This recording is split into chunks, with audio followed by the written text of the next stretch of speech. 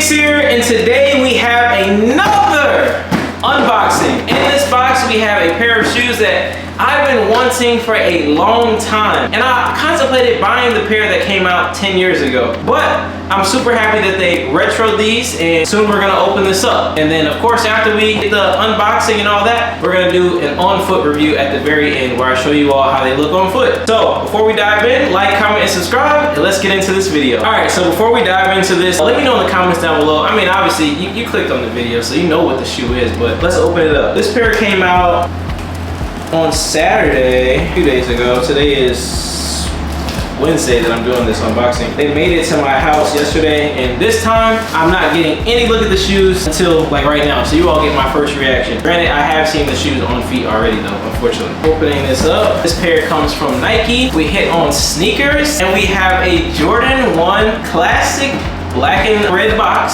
size 12, my size. Colorway name is Varsity Red / Black - Summit White.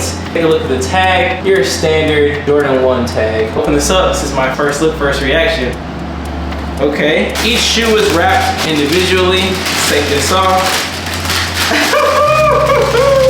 Hey yo, we got the Jordan 1 Chicago.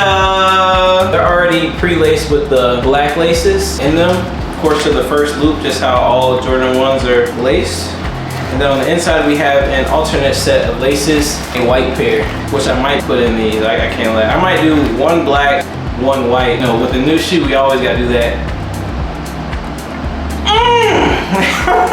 That new shoe smell, if you're a real sneakerhead, like, you know, that smell is like, like I could just, all day long, it smells so good. Looking inside the shoe, they have a white insole with red Nike Air text. This is your standard Chicago Jordan 1. Best thing about these and what makes these different than your typical Jordan 1 is that Nike went back and listened to the people.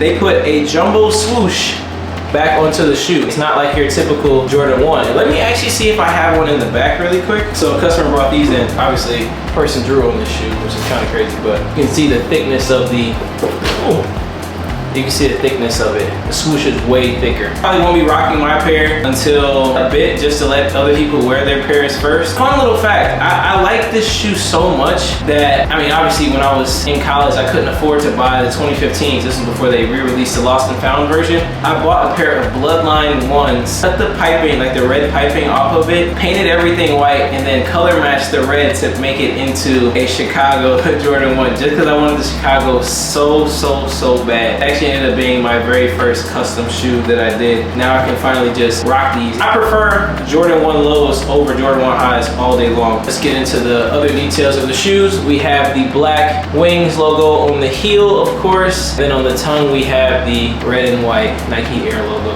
Let me know down below if you all hit on these, and if you plan on wearing your pair, or if you plan on keeping your pair on ice for now. Without further ado, let's dive into this on foot review. So let me just put these on. Yeah.